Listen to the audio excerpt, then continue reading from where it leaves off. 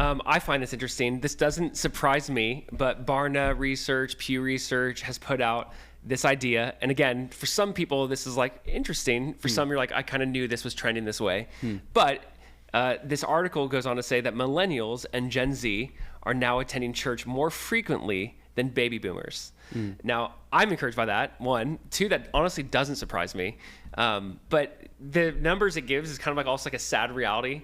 Basically, Gen Z and millennials, we attend church, it says at 1.9 or 1.8 times a month. Okay. While boomers attend church 1.5 times a month. Okay. But they're seeing this trend of, oh, wow, like the younger generation is actually attending church almost twice a month. You know, I know. It's sad. It's like, this is like celebratory. Yeah. Even the way it's written. Like, isn't this amazing? Yeah. And on one hand, I'm like, I want to actually acknowledge, like, because we have, and this is not okay.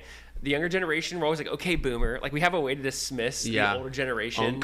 Yeah. You know, and like belittle them. So I don't like that. And I do actually think this is a call to two different things. I think we need to speak to the boomer generation and Gen X. So Gen X is like 1.6, boomers 1.5, millennials 1.8, Gen Z 1.9.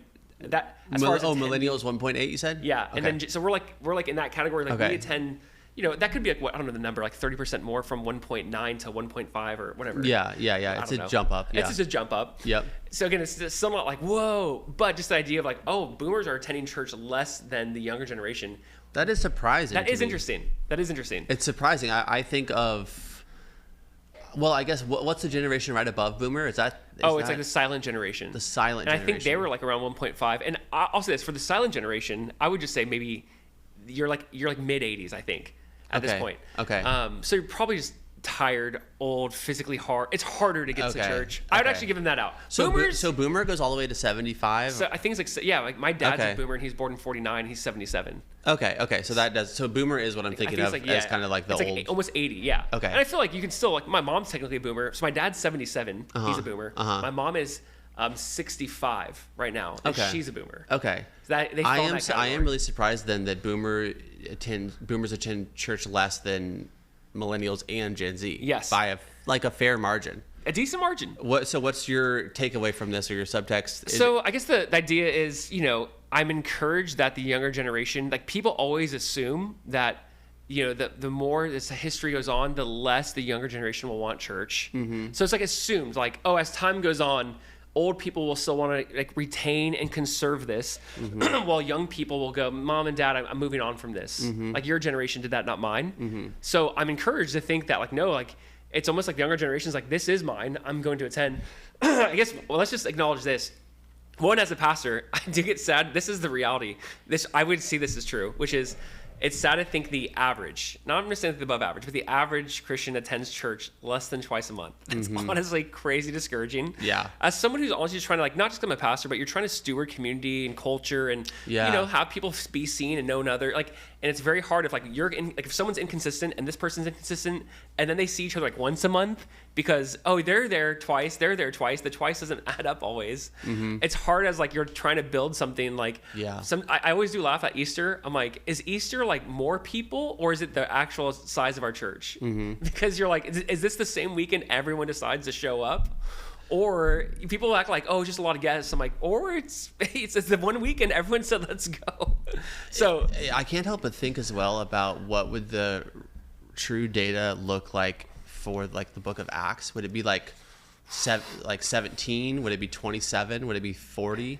What are you saying? What do you mean? Like, what are the numbers? Sorry. Times per month. Oh, you mean how many times, like, in a week did they attend? How many times in a month? Because this is per month, right? Yeah, this is per month. So how many times in a month does the Church of Corinth meet? Well, think about it too. There's a side of it where church planting is different, I think, than established ongoing community, meaning, you know, most of Acts is church planting. Yeah. Most of Acts is not, you know, the consistent, like, I would say, you know, even in Paul's letters to Ephesus, there's still an element of like, oh, this is new, we're trying to figure this out. And so maybe you are meeting more periodically. I do think there's a difference too. It seems they meet in the synagogue and house to house. And I do think one was the larger gathering, one was one of the smaller gatherings, right? And so I don't know if it's always fair, because Acts isn't supposed to be this comprehensive regulation on how you do church. Sure. But I'm just saying, not that it has to be a formulaic, but in the sense of how much intimacy and proximity and exposure to each other are those local bodies getting compared to the 1.5 per month. Yeah.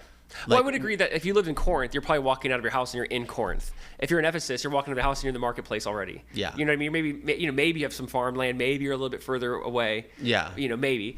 Probably. But you're also kind of like walking into town when we're suburbs mostly, or unless you're like inner city. We're driving places. We're driving away, yeah. So there's different dynamics to this. There are, but my question is does the basic need of that exposure and the regularity of it in order to foster like deep, rich Christian community and intimacy change? Like logistics have changed, yes. Geography has changed, yes.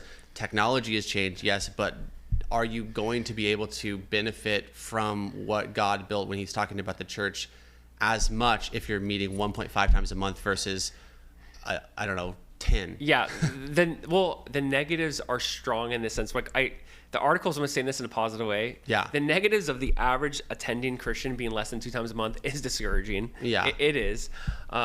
There's a side of it where I do think, according to the book of like Corinthians, it seems the church gathered on the first day of the week at that point in time. So like on Sunday, they would gather in honor, like in kind of honor, remembering like the resurrection happened on a Sunday.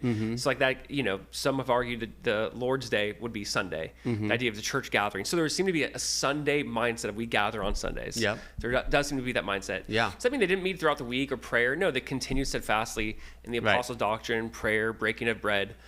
So obviously it could, we don't have those dynamics. Like I wish it would be cool to know like what city, what church, how often they meet. That would be sweet. Yeah.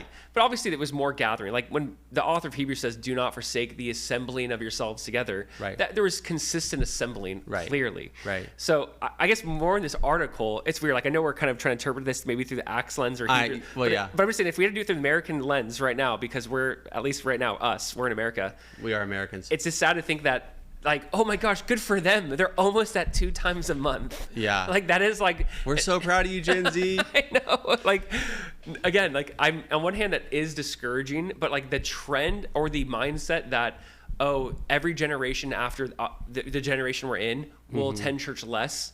Like that argument is going out the window, essentially. It's also interesting too, because like there really are with like online church, and I don't know if that's factored into this. I don't think that it is, and I don't know how do you track that, honestly? Maybe, I don't know how you track. Yeah, I don't know how you track that, because like having a live stream going while you're like, that's a gray area. Yeah. But I am surprised by this, because I think that it was pretty obvious, like post-COVID, at least, or during COVID, and then kind of post-COVID for a while, it really felt like there was a dent in like, we can kind of do online church. We're like in a habit now of not going to church, not actually gathering. Yes. We're kind of we're digitally gathering. Not really. You're really not. But people a little bit fell into that, I think.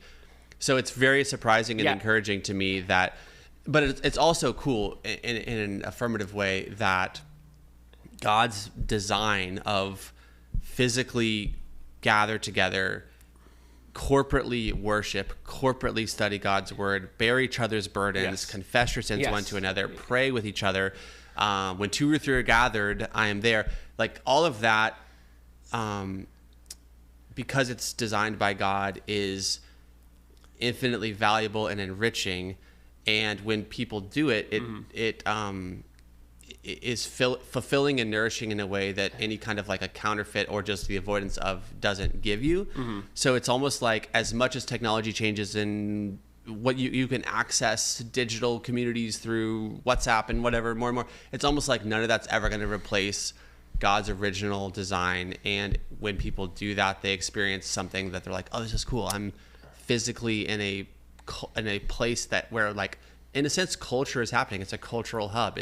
It's there's something there in God's design that seems to be, that is obviously perennial, if you were. Like, it doesn't matter what's going on with technology or whatever else.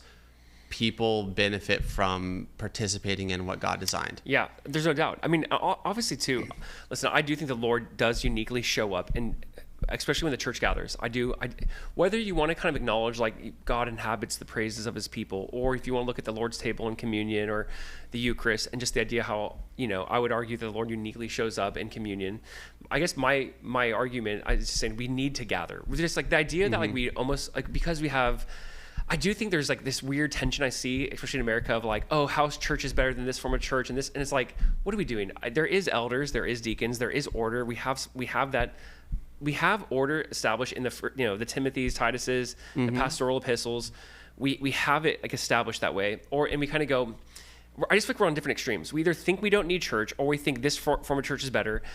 I would love to just share with the church and the bride in general. Like, listen, gather around Jesus, His Word, communion, confession, praise. Like, gather, lift up Jesus, do life together, establish other meeting points on Sunday from that time. Yeah. There's a lot of ways in which you communicate this of like, don't forsake the assembling of yourselves together, continue fasting prayer. We have prayer gatherings on like a Tuesday night, or we have groups throughout the week, but we try to create these spaces where the church can gather. But yeah. I think there's the difference between large gathering and small gathering. And I would say even New Testament wise, I think synagogue and house to house is the large gathering, small gathering. Yeah. And so my thing, I guess, is this isn't trying to get into all ecclesiology, all things, right now, but just look at this article.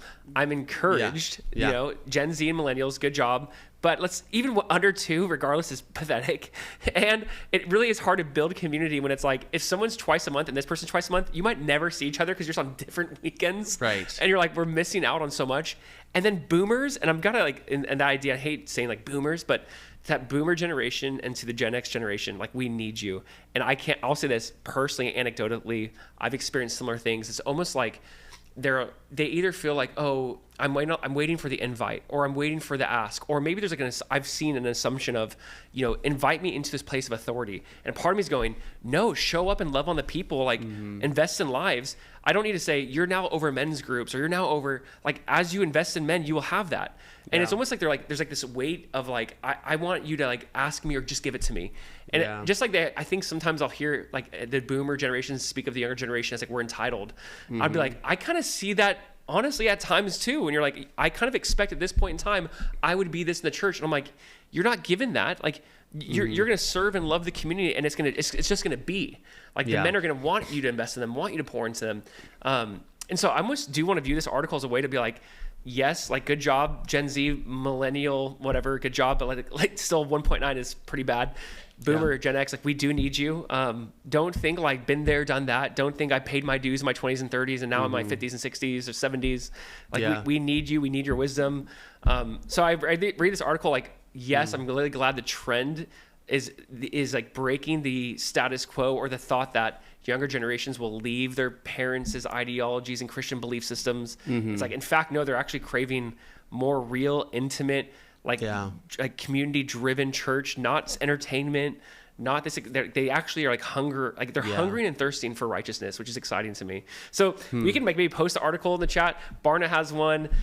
Pew Research. There's a few different ways this is laid out, but everyone's kind of showing the numbers, which is just saying it seems that Gen Z and millennial is starting to own this more.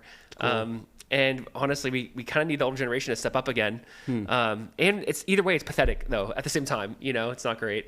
I wonder if partially there's probably so many reasons for this, but I wonder if it's partially because there is so much of everything being online, where church is saying, no, our doors are open. You're welcome. Physically come and meet real people. I wonder if that's more attractive and more unique to a 17-year-old today than a 17-year-old 30 years ago, where it's like, well, of course, that's kind of true. Like, we're either going to be going rollerblading or we're going to be going to church, and now it's like you're going to be like doom scrolling or going into the physical world and like meeting people who are nice. So I wonder if like the church's offer of something like real and physical is more kind of an event, or like oh, that's fun. I've read about these in the past, how people used to gather face to face. Yeah, you what do you call that? Like like I got to meet the chat. Meeting the chat, dude. That's church now. It is weird. Maybe there is that reality of like, they're sick of the digital world. Face to face is better. I am encouraged. I am discouraged in some ways too by these kind of articles. But I go, yes, Lord, like, even so, like, do it again and do it more. Like, let it be 3.5. Like, let us just blow the numbers out of the water. But either way, I'm encouraged to think the next generation is like, we want face to face. It's not enough to be online. It's not scratching that itch. It's not meeting the needs. And then, hey, to that Gen X and boomers, it seems like, guys, get back in the game. Like, what's happening right now? Don't think you did it for a couple decades, you're done. Like, we need you, and you need us. We all need each other in this. But just interesting article. It is. That said, I am working on building the exchange in the metaverse. So Perfect. just kidding. Get your goggles. Yeah.